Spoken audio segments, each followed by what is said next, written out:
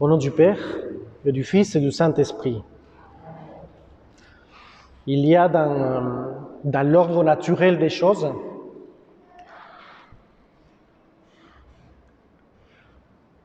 quelque chose qui est très important pour n'importe quel chrétien, n'importe quel être humain, que c'est ce besoin d'avoir toujours à notre côté quelqu'un. C'est-à-dire de se sentir appuyé par une amitié, par quelqu'un qui soit toujours à côté, qui nous réconforte dans le moment de l'épreuve ou de difficulté, une personne qui nous accompagne surtout dans les moments difficiles. C'est ce qu'on appelle l'amitié, c'est-à-dire quelqu'un qui soit toujours là avec nous. Même la Sainte Écriture, en parlant de l'amitié, elle dit que celui qui a trouvé un ami a trouvé un trésor. Et c'est très fort l'expression utilisée par la Sainte Écriture. Pourquoi? Parce qu'une vraie amitié, c'est-à-dire quand on trouve quelqu'un qui est vraiment un ami, soit peut-être notre mari, notre femme, une personne que nous avons rencontrée dans notre vie et qui est toujours avec nous, ce sera toujours un trésor. C'est ça la beauté en fait de l'amitié humaine. Parlons maintenant de l'ordre surnaturel. Si par l'ordre naturel l'amitié est si importante, avons-nous quelque chose, ou plutôt quelqu'un, qui est toujours à notre côté, qui nous réconforte et qui nous encourage, surtout dans les moments difficiles? Bien sûr que oui. Et cette personne importante qui est pour nous, c'est bien entendu notre Seigneur, Dieu. Que dans l'ordre surnaturel, nous accompagne, nous réconforte et nous fortifie pour notre vie et pour notre combat quotidien. La phrase que vous avez entendue tout à l'heure dans l'Évangile nous redonne un sens différent en fait à l'épreuve ou au moment de difficulté. Parce que le Seigneur utilise une phrase qui, elle est assez célèbre cette phrase, je pense que vous l'avez entendue à maintes reprises, mais chaque mot, je pense que c'est important à réfléchir. Parce que le Seigneur, en s'adressant à tous les apôtres, il s'adresse aussi à nous. Et il dit, « Venez à moi, vous tous qui peinez sous le poids du fardeau, et moi, je vous procurerai le repos. » Moi, je vous procurerai le repos. Il parle en première personne, Jésus notre Sauveur. Et avec cette expression, bien sûr, il connaissait tout ce qui allait se passer, il connaissait sa passion, sa mort, et comment les disciples même, ils allaient être découragés par sa mort. Dans un autre contexte, même dans l'évangile de Saint Jean, il annonce à ses apôtres qu'il allait mourir. Vous vous rappelez peut-être de cette phrase qu'il utilise en disant « Bientôt je vais mourir ». Mais en voyant le découragement de ses apôtres, il dit de manière forte, l'évangile est très fort dans ce contexte-là, il dit « Vous croyez en Dieu, eh bien croyez aussi en moi. Dans la maison de mon Père, il y a beaucoup de demeures. J'irai vous préparer une place et là où je suis, vous y serez aussi. Et pour aller où je m'en vais, vous savez le chemin. » Très fort comme expression. Vous savez le chemin. Thomas, que nous avons fêté cette semaine, Saint Thomas, avec une expression un peu pessimiste, il dit « Nous ne savons même pas où tu vas. Comment nous pouvons savoir le chemin ?» Et le Seigneur tranche fort ce dialogue en disant « Moi, je suis le chemin, la vérité et la vie. Personne ne va vers le Père sans passer par moi. » voyez, dans ces deux contextes différents, bien sûr, lui qui se montre comme le chemin, la vérité et la vie, et ici comme le seul qui peut nous donner et accorder le réconfort, le Seigneur, il se manifeste comme le seul qui peut nous donner la paix et le seul qui peut nous donner la sérénité dans nos vies. Nous pouvons, malheureusement, pour certaines personnes dans notre monde, dans notre société, trouver ou chercher plutôt le bonheur dans des choses qui sont périssables. Certains, c'est l'argent, la commodité d'une vie qui soit remplie de plaisir.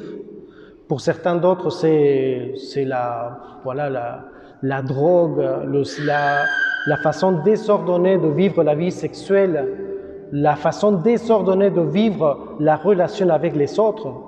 C'est-à-dire, on pense qu'un véritable bonheur se trouve dans tous les plaisirs du monde.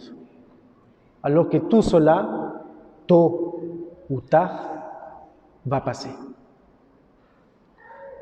Et que le seul réconfort et la seule paix que nous pouvons trouver se trouve en Jésus. La grâce qui agit à travers les sacrements qu'il nous a laissés. Un saint pape, le pape Paul VI, en exhortant sur cette même idée, il disait « Jésus, en parlant de cet évangile bien sûr, a une attitude d'invitation, de connaissance et de compassion. Une compassion pour nous, qui plus est d'offrande, de promesses, d'amitié et de bonté, de remède à tous nos maux, de réconfort, plus encore d'aliments, de pain, de sources, d'énergie et de vie. C'est tout cela qui peut nous accorder le Seigneur. C'est, en fin de compte, la grâce de Dieu qui, à travers un canal direct que ce sont les sacrements, nous accorde toutes les grâces dont nous avons besoin. Tant de fois nous sommes venus à la messe. Tant de fois. Si je vous dirais combien de fois vous êtes venus à la messe, on ne pourrait pas compter. Moi, quand j'étais à peine ordonné prêtre, la première année, après je n'ai pas persévéré, je dois l'avouer, mais la première année, je comptais toutes les messes que je célébrais. Et mon idée, c'était de dire, bon, le dernier jour de ma vie, quand je serai devant le Seigneur, je pourrais dire, Seigneur, merci pour ma vocation, j'ai pu célébrer la messe et toucher ton corps, je ne sais pas, 1000, 2000, 3000 fois. Tant pis, je n'ai pas persévéré parce qu'il y avait parfois tellement de messes que... Mais l'idée est bonne.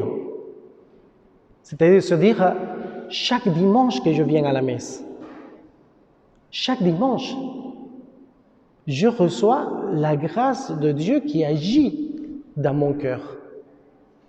Chaque fois que je me confesse, c'est le pardon de Dieu qui vient chez moi. Combien de fois nous nous sommes ressentis complètement renouvelés grâce à une confession? On se sentait un peu lourd à cause de nos péchés, de nos croix et de nos souffrances, et on ressort de la confession comme complètement renouvelé. Parce que c'est pas le prêtre lui-même. Le prêtre, c'est un canal, c'est un instrument de Dieu. C'est grâce au prêtre que le Seigneur vienne habiter chez vous. Réfléchissons cela. Réfléchissons vraiment. C'est moi tout à l'heure, pour que vous réfléchissiez vraiment. Tout à l'heure, quand je serai à l'autel, quelles sont les paroles que je vais prononcer? Je dirais, en touchant et en prenant l'hostie, je dirais, prenez et mangez-en tous, ceci est mon corps. Mon corps, comme si c'était moi le Christ. Parce que le Seigneur agit à travers un prêtre. Quand vous vous confessez, c'est pareil. Le prêtre, il vous dit pas que le Seigneur vous pardonne. Le prêtre, quand vous vous confessez, si vous vous rappelez la formule de la confession, il vous dit, moi, je vous pardonne, au nom du Père et du Fils et du Saint-Esprit.